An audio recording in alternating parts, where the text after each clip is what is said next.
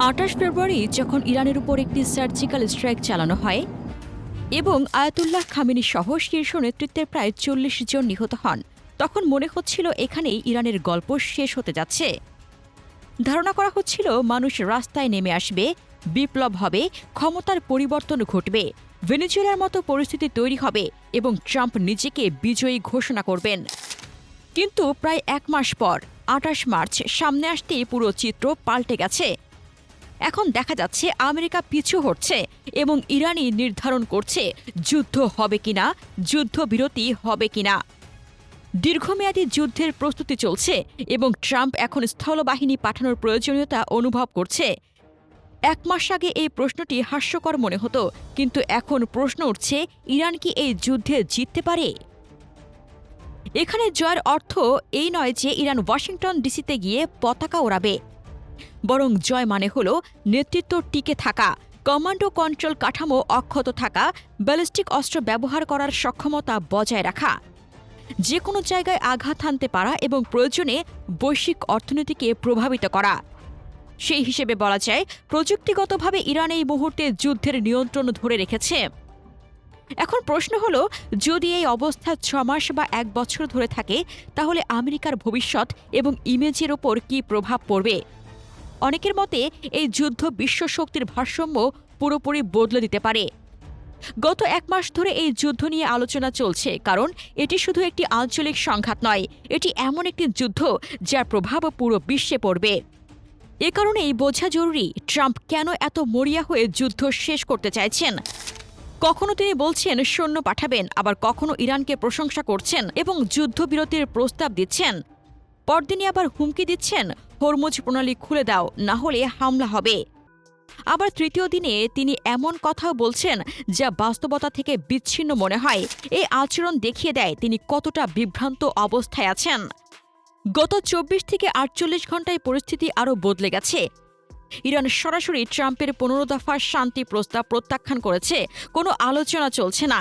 Iran এখন ট্রাম্পকে গুরুত্ব দিচ্ছে না, বরং তারা বলেছে যদি আমেরিকা স্থলবাহিনী পাঠায় তাহলে সংযুক্ত আরব আমিরাত সহ যেসব দেশ আমেরিকাকে সহায়তা করবে তাদের টার্গেট করা হবে। ইতিমধ্যে দাবি করা হয়েছে যে উপসাগরীয় অঞ্চলে ১৩টি মার্কিন ঘাঁটি ধ্বংস করা হয়েছে এবং মার্কিন উপস্থিতি সেখানে দুর্বল হয়ে পড়েছে। এখন বলা হচ্ছে মার্কিন বাহিনী বেসামরিক এলাকায় লুকিয়ে রয়েছে এবং ইরান সেখানেও আঘাত হানতে পারে। আইআরজিসি হুমকি দিয়েছে সংযুক্ত আরব আমিরাত, বাহরাইন এবং সিরিয়ার ডামাস্কে, যেখানে মার্কিন বাহিনী অবস্থান করছে, সেই হোটেল ও অবস্থানগুলোতে আঘাত করা হবে। এই পরিস্থিতিতে বলা হচ্ছে আমেরিকা এখন আর নিজেদের সামরিক ঘাঁটিতে নিরাপদ নয়, অথচ তারা দাবি করেছে তারা যুদ্ধে জিতেছে। অন্যদিকে ইরান যুদ্ধের পরিস্থিতি বাড়াচ্ছে এবং লাখ লাখ যোদ্ধা মোতায়েন করছে, এমনকি অল্প বয়সীদেরও অন্তর্ভুক্ত করা হচ্ছে। ইসরায়েলও এখানে চাপে রয়েছে। তাদের সেনাবাহিনীতে জনবল সংকট দেখা দিচ্ছে এবং যুদ্ধ চালিয়ে যাওয়া কঠিন হয়ে পড়ছে। একই সময় পেন্টাগন প্রায় ১০,০০০ সৈন্য পাঠানোর কথা ভাবছে, কিন্তু ভিয়েতনাম, ইরাক এবং আফগানিস্তানের অভিজ্ঞতা তাদের সিদ্ধান্তকে ধীর করে দিচ্ছে। এই কারণে ট্রাম্প কিছু আক্রমণ পরিকল্পনা স্থগিত করেছেন এবং নতুন সময়সীমা নির্ধারণ করেছেন। বিশ্বজুড়ে এই যুদ্ধের প্রভাব পড়ছে, তেলের দাম বাড়ছে, সরবরাহ ব্যবস্থা ভেঙে পড়ছে, দেশগুলো নিজেদের অর্থনীতি নিয়ে নতুন করে ভাবছে। রাশিয়া এই পরিস্থিতিতে লাভবান হচ্ছে, তাদের আয় বেড়েছে। চীন আমেরিকার সক্ষমতা বিশ্লেষণ করছে এবং ভবিষ্যতের জন্য প্রস্তুতি নিচ্ছে। ভারতেও তেলের বাজারে পরিবর্তনের প্রস্তুতি নেওয়া হচ্ছে। এই যুদ্ধের ফলাফল অত্যন্ত গুরুত্বপূর্ণ। এটি শুধু একটি যুদ্ধ নয়, এটি বৈশ্বিক শক্তির ভারসাম্য নিয়ন্ত্রণ করতে পারে। যদি আমেরিকা এই অবস্থায় ইরানকে রেখে যায়, তাহলে পেট্রোডলারের শক্তি কমে যেতে পারে। উপসাগরীয় দেশগুলো চীন ও রাশিয়ার দিকে ঝুঁকতে পারে এবং ধীরে ধীরে আমেরিকার উপর নির্ভরতা কমিয়ে ফেলতে পারে। এই সংঘাতের দীর্ঘমেয়াদী প্রভাব শুধু যুদ্ধক্ষেত্রে সীমাবদ্ধ থাকবে না, বরং বৈশ্বিক অর্থনীতি ও শক্তির ভারসাম্যেও বড় পরিবর্তন আনতে পারে। তেলের বাজারে যদি দীর্ঘ সময় অস্থিরতা বজায় থাকে, তাহলে অনেক দেশ বিকল্প পথ খুঁজবে, বিশেষ করে রাশিয়া ও চীনের দিকে ঝুঁকবে। একই সঙ্গে ইরান যদি তাদের পারমাণবিক কর্মসূচি আরও এগিয়ে নিয়ে যায়, তাহলে অন্যান্য দেশও পারমাণবিক অস্ত্র অর্জনের দিকে ঝুঁকতে পারে, যা পুরো অঞ্চলকে আরও অস্থিতিশীল করে তুলবে। এই পরিস্থিতিতে প্রক্সি যুদ্ধ বাড়বে। হিজবুল্লাহ, হামাস এবং হুতিদের মতো গোষ্ঠীগুলো আরও সক্রিয় হয়ে উঠবে এবং বিভিন্ন ফ্রন্টে আক্রমণ চালাবে। এর ফলে যুদ্ধ সরাসরি দুই দেশের মধ্যে সীমাবদ্ধ থাকবে না, বরং বহুস্তরীয় রূপ নেবে। অন্যদিকে এই সংঘাত থেকে সবচেয়ে বেশি কৌশলগত সুবিধা পেতে পারে চীন, কারণ আমেরিকা যদি মধ্যপ্রাচ্যে ব্যস্ত থাকে তাহলে চীন প্রশান্ত মহাসাগরীয় অঞ্চলে নিজেদের শক্তি দ্রুত বাড়ানোর সুযোগ পাবে। একই সঙ্গে আমেরিকার ভেতরেও চাপ বাড়বে, জ্বালানির দাম বৃদ্ধি, যুদ্ধের ব্যয় এবং হতাহতের সংখ্যা জনমতকে প্রভাবিত করবে। সামরিক বাস্তবতার দিক থেকেও ইরানকে আক্রমণ করা সহজ নয়। দেশটি ইরাকের চেয়ে প্রায় 4 গুণ বড় এবং এর বড় অংশ পাহাড়ি, যা একটি শক্তিশালী প্রাকৃতিক প্রতিরক্ষা তৈরি করে। গুরুত্বপূর্ণ শহর ও স্থাপনাগুলো দেশের ভেতরে অবস্থিত, ফলে সরাসরি আঘাত করা কঠিন। এত বড় এলাকায় যুদ্ধ চালাতে গেলে সরবরাহ লাইন বজায় রাখা একটি বড় চ্যালেঞ্জ হয়ে দাঁড়ায়। এর সঙ্গে যুক্ত হয়েছে IRGC এর গেরিলা যুদ্ধ কৌশল, যেখানে প্রতিটি অঞ্চলের কমান্ডার স্বাধীনভাবে যুদ্ধ পরিচালনা করতে পারে। সবচেয়ে গুরুত্বপূর্ণ বিষয় হল, এই যুদ্ধে ইরানের জিততেই হবে এমন কোনো শর্ত নেই। তাদের কৌশল হল সহজ, তাদের শুধু আমেরিকার ক্ষতি বাড়াতে হবে, যুদ্ধকে দীর্ঘায়িত করতে হবে এবং প্রতিপক্ষকে ক্লান্ত করে তুলতে হবে।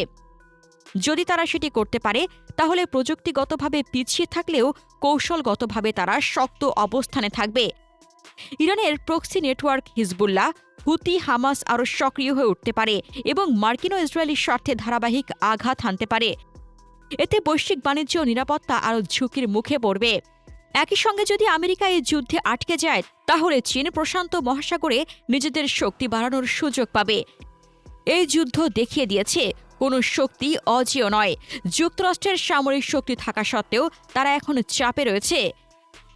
ইতিহাসে আফগানিস্তানকে সাম্রাজ্যের কবরস্থান বলা হয়। এখন প্রশ্ন উঠছে, ইরান কি সেই একই ভূমিকা নিতে যাচ্ছে? কারণ আকাশ থেকে হামলা চালানো সহজ হলেও স্থলযুদ্ধ অত্যন্ত জটিল এবং ব্যয়বহুল। ইরানের ভৌগোলিক অবস্থান, পাহাড়ি এলাকা এবং বড় জনসংখ্যা এই যুদ্ধকে আরও কঠিন করে তুলেছে। সবশেষে বলা যায়, এই যুদ্ধ এখনও শেষ হয়নি, বরং এটি আরও জটিল ও বিপজ্জনক পর্যায়ে প্রবেশ করছে। আমেরিকা এবং ইসরায়েলের লক্ষ্য এক নয়, কিন্তু তারা এখন একই সংঘাতে জড়িয়ে পড়েছে। ট্রাম্প এখন দোটানায়, যুদ্ধ চালিয়ে গেলে বড় ক্ষতির ঝুঁকি, আর পিছিয়ে গেলে বৈশ্বিক আধিপত্যের ক্ষতি। এই পরিস্থিতিতে যুদ্ধের ভবিষ্যৎ অনিশ্চিত, কিন্তু একটি বিষয় নিশ্চিত, এই যুদ্ধ বিশ্বের শক্তির ভারসাম্য বদলে দিতে পারে। প্রিয় দর্শক, ইসরায়েল আমেরিকার এই পতনকে আপনি কিভাবে দেখছেন? আপনার মতামত কমেন্টে জানান। মধ্যপ্রাচ্য নিয়ে আরও জানতে আমাদের চ্যানেলটির ভিডিও ট্যাব থেকে ঘুরে আসুন। এই ভিডিওটি ভালো লাগলে লাইক বাটনে ক্লিক করুন। ভিডিওটি আপনার বন্ধুদের সাথে শেয়ার করে তাদেরকেও ভিডিওটি দেখার সুযোগ করে দিন। ধন্যবাদ।